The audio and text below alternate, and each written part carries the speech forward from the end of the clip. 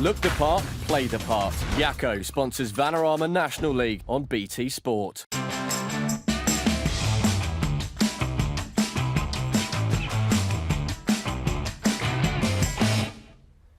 Hello everyone, welcome along to the Vanarama National League Highlights Show. We've got all the best action and reaction from the matches over the weekend coming your way in the next 30 minutes. Here are the top headlines. Five-star Chester roll over Dover.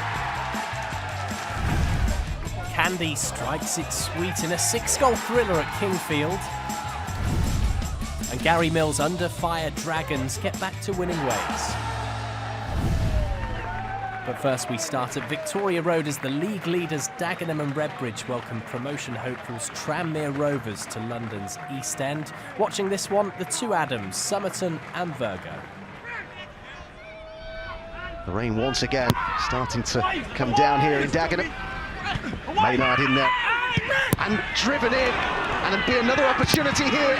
It was Cook with the shot, really threatening here. Tranmere Rovers penned in somewhat, Dagenham and Redbridge. Well, we saw this so many times with OS Maynard at Halifax. Great presence in the area. Boucard stretching the play here for Raymond, and now Akenabiri. Early ball in. Oh, it's a fantastic take, and what a save that is as well by Scott Davis. Brilliant play all round. Oh, this is an absolutely superb first touch, and that's a decent save.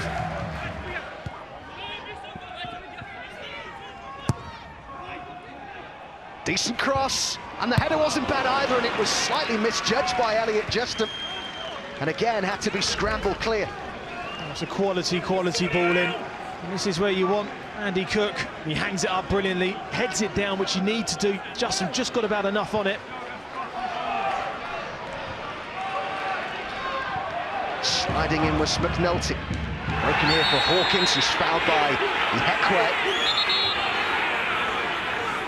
It certainly was a foul, but the advantage was on for Whiteley to go through. Yellow card for Michael Ihekwe.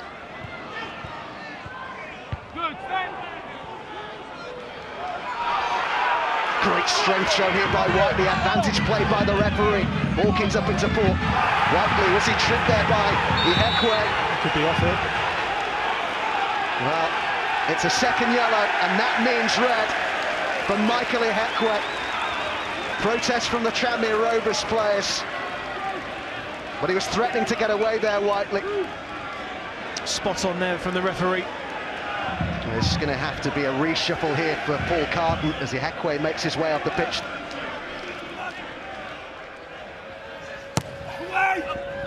As the header comes in, and it comes off the woodwork from Asombalonga. So close to an opener. Well, it should have been a goal. Asombalonga. I mean, it has to be hitting the back of the net when you've got that time. Got clear vision heading the ball. Is it just going to be one of those days for Dagenham and Redbridge? And Howe has Robinson to his right, left by Asombalonga. And this is Frankie Raymond. Cross into a good area, and there's the towering header! And there's a wonderful save as well by Scott Davis. Certainly a good height for him, but he moves his feet brilliantly to palm it over the bar.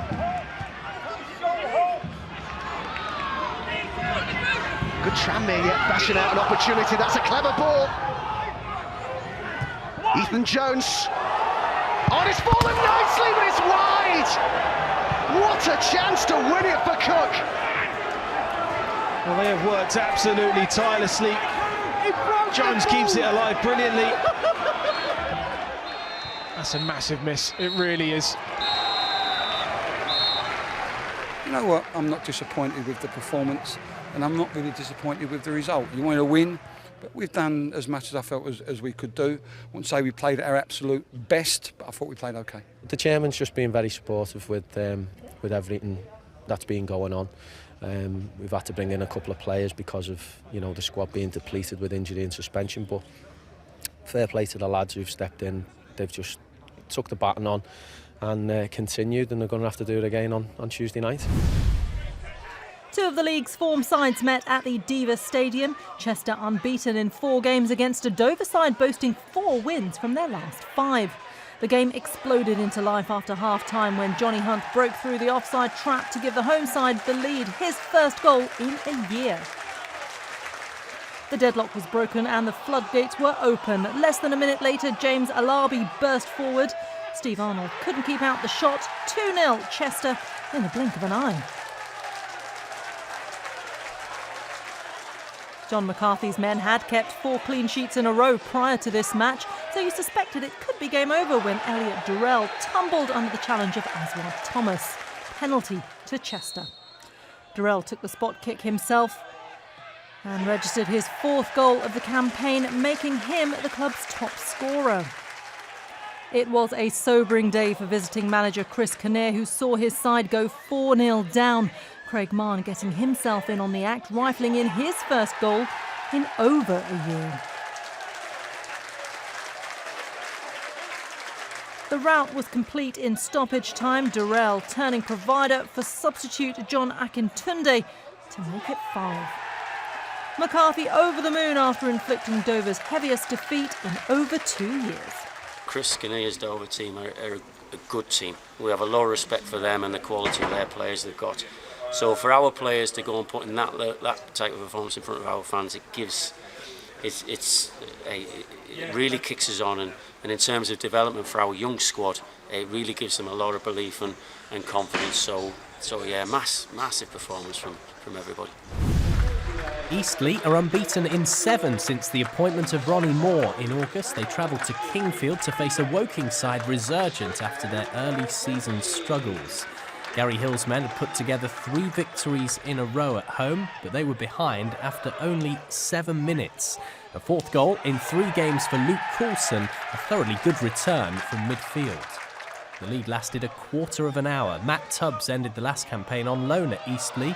He marked his Woking debut with the equaliser against his former team. But Moore's men regained control before the break. First, Adam Dugdale capitalised on some slack defending to restore the away club's lead. Then from another set piece, Joe Partington powered in to make it 3-1 Eastleigh right on half-time.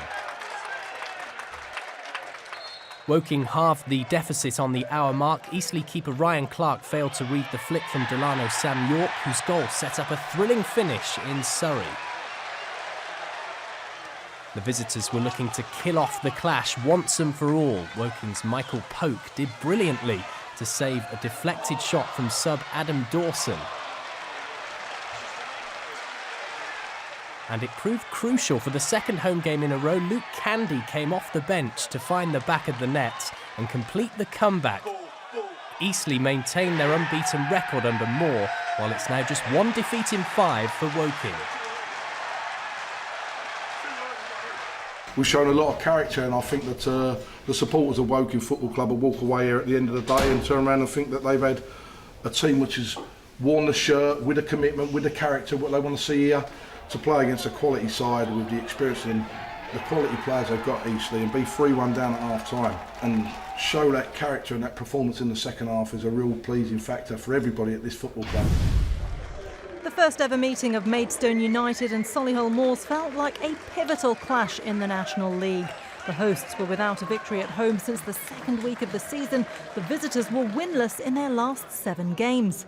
It was Jay Saunders' side who took the initiative after 20 minutes. Goalkeeper Nathan Vaughan denied Liam Envermarum once, but not twice. 4 goals in 6 games for the Maidstone striker. What followed was a goal fest at the Gallagher Stadium. Solihull bouncing back when Jamie Osborne's cross was finished expertly by Omari Sterling James, his first goal since the opening day of the campaign. Marcus Bignot's boys were galvanised. Maidstone's Dan Sweeney took on Akwasi Asante in his own box and was then adjudged to have brought the striker down. Penalty to Solihull Moors. Asante picked himself up to calmly convert 2-1 Solihull in 34 minutes. And just 4 minutes later, Moors made it 3-1, the hosts giving the ball away in a key area of the pitch, and Asante in on goal made no mistake, his second in quick succession. Maidstone left shell-shocked. But seconds later, Sweeney was able to make amends for conceding the penalty by pulling a goal back. 3-2 Solihull at the interval. Any hopes of a second-half fight-back were extinguished with 25 minutes to play. Ryan Bezic playing in Asante to complete his hat-trick. A memorable day for him and for Solihull, who face Southport this Tuesday night on BT Sport. We're delighted. The lads have put in a really hard work there, and to come away and get 3 points, and like I said, that's 4 games now unbeaten. It takes us into the live game now on Tuesday, and it's history for the football club, and it shows how far we've come. We just had a meeting in there, and the boys have all the hands up, we've made the mistakes, and we've got to cut these mistakes out, especially at home. Away from home, a little bit pressure on us, but at home, obviously with a big crowd, it's our place, we need to get back to basics. We've just said the basics is what's letting us down at the minute. It was sure to be an emotional day for Danny Cowley at Sincilbank. The Lincoln manager faced his old club Braintree, who he led to the playoffs earlier this year. In midweek, the visitors hired former Grays boss Hakan Hayretten in an effort to get their season going, but they made the worst possible start. 3 minutes in, and Nathan Arnold registered his 4th goal for Lincoln. Hayretten would have been hoping for a quick response. Michael Cheek came close to providing it. Lincoln looked out of sight 7 minutes after half-time as Luke Waterfall doubled the advantage. Lincoln remained the top scorers in the National League. There was time for more in the final minutes. Jack Muldoon blasting past Will Puddy for his first of the campaign. Braintree remain in the bottom 3. A consolation goal was denied when Cheek's effort was cleared off the line. Not a happy day for Hayretten, a much better one for one of his predecessors. First half, we thought we passed the ball reasonably well at times in possession. It was just out of possession from about 15 minutes to 45. We've come off of the pressing really, and we didn't press as cohesively or aggressively as we would have liked. So no, we addressed that at half time, and I thought second half we did much better in that area. It's got to be positive. We've got to be upbeat. We've got to get up, and go again. We can't let this default what we've got to do, and we've got to bounce back quick. 2 teams starting the day in the top 4 collided at the New Lawn. Forest Green unbeaten at home this campaign against a Barrow side who had suffered defeat just 3 times in their previous 26 games.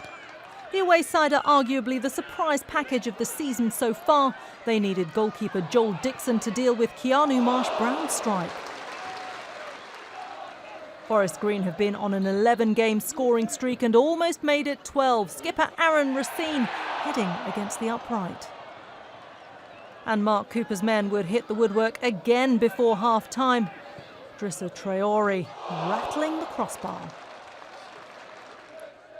Paul Cox saw his team grow in stature after the interval. The ball worked to Paul Turnbull on the edge of the box. Goalkeeper Sam Russell keeping Barrow at bay. Forest Green continued to press, but it was almost the visitors who snatched all 3 points. Jordan Williams going it alone. Russell denying him. Handshakes between Cooper and Cox at the final whistle, but some bad blood between the players. A fiercely contested match ending all square. It's important we keep a clean sheet, and our structure and organisation were excellent.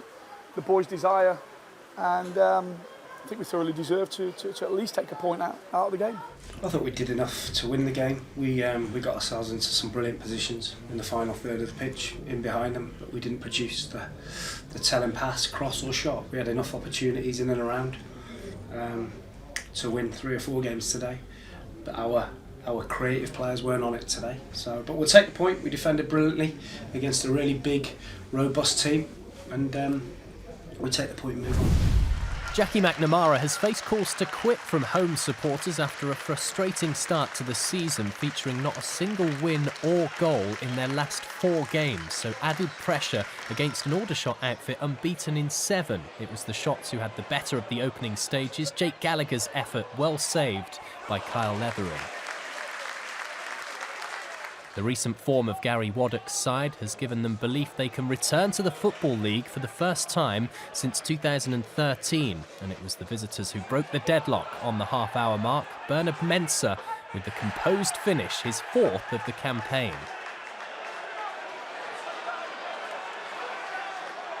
York improved after going a goal down and thought they'd equalise soon after the break, but after an initial effort from Matt Dixon, which was parried by Jake Cole, Scott Fenwick was flagged offside.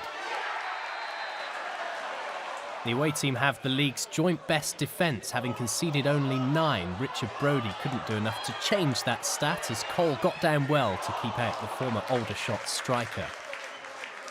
There were chants of Jackie out at the final whistle. It's 3 defeats in succession now for McNamara, who hope to end a run of 28 games without an away win on Tuesday at Guiseley. Another under-fire manager is Wrexham's Gary Mills. He's come in for criticism in recent weeks after a string of poor results, including the 3-0 midweek defeat to Macclesfield. They faced Boreham Wood at Meadow Park, who are unbeaten in their last 5. But the Welsh side were up for this from the get-go. Sean Newton heading against the outside of the post after just 7 minutes. The visitors had failed to score in their previous 3 matches. Paul Rutherford went close to ending that unwanted record against a Wood side who hadn't even conceded more than once in a game all season. But Mills' side finally opened the scoring after an hour. John Rooney with the smart control and finish to the delight of the travelling support.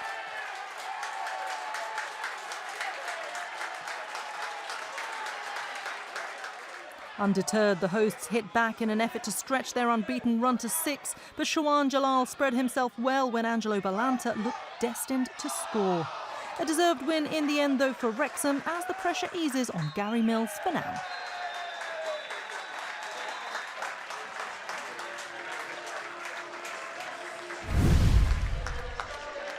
Two teams at the wrong end of the table met as Bromley faced regular strugglers Southport at Hague Avenue.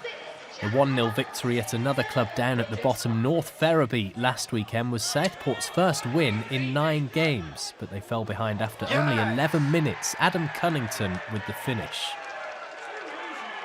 Southport's defence has tightened up in recent weeks, but they couldn't stop Jordan Higgs making it 2 for the visitors. To Steve Burr's side's credit, they fought back in the second half, Jordan Lussey halving the deficit with a sweet strike. But the home side couldn't find the equaliser as Bromley took all 3 points. Macclesfield welcomed North Ferriby to Moss Rose, eager to maintain their impressive form that had seen them win 5 of their last 6. In stark contrast, Steve Howsham's men had lost 6 of their last 7, scoring just once in that awful run. But they almost went ahead straight from kick-off. Neil Burns' mistake allowing Taron Hare through on goal, but Scott Flinders saved well. After 20 minutes, John Askey's side were perhaps fortunate to be awarded a penalty. Mark Gray harshly adjudged to have fouled Chris Holroyd in the box.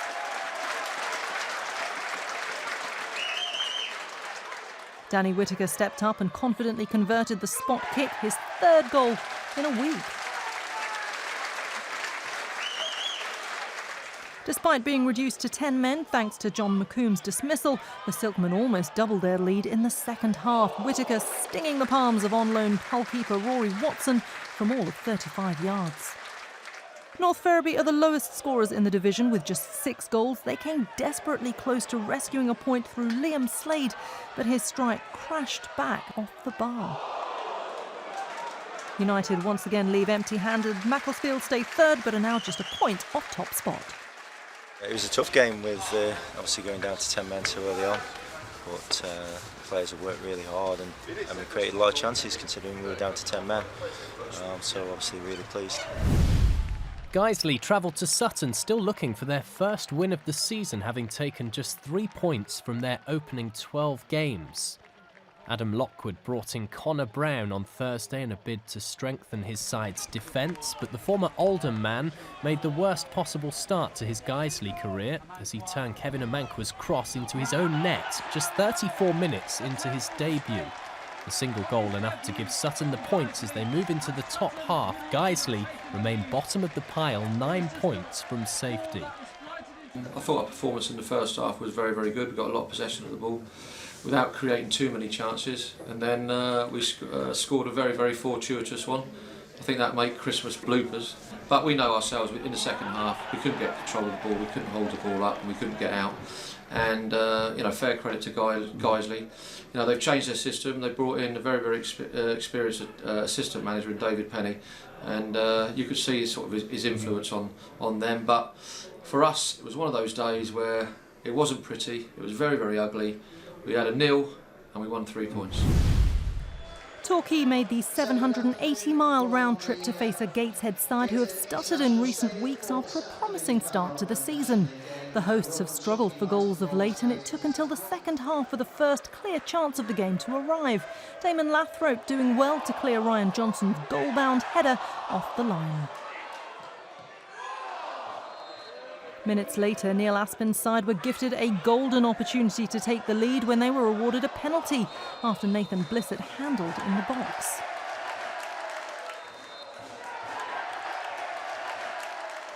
Striker Ryan Johnson stepped up but was unable to end his 8-game goal drought thanks to a smart stop from Brendan Moore.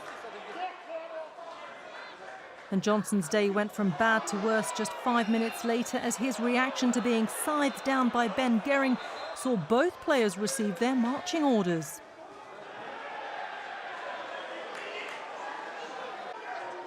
In the end, it was perhaps the goals who should have snatched all 3 points. Sean McGinty's header crashed off the post before Brett Williams somehow put the rebound wide. A point apiece, but that's 4 games without a goal for Gateshead.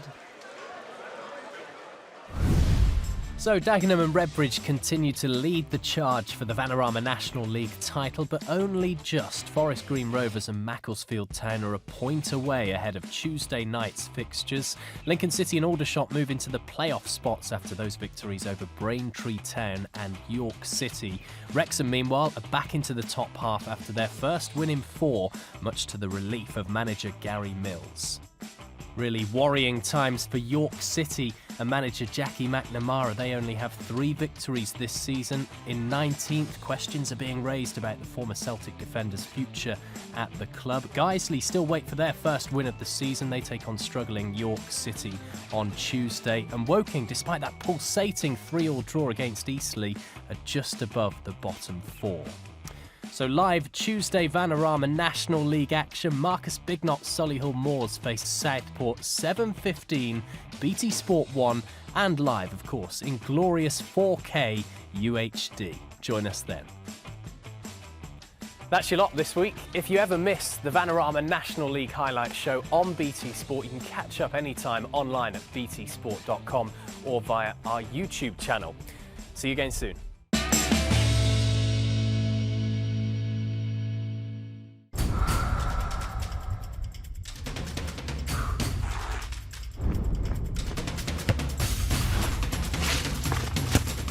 Look the part, play the part. Yakko sponsors Vanarama National League on BT Sport.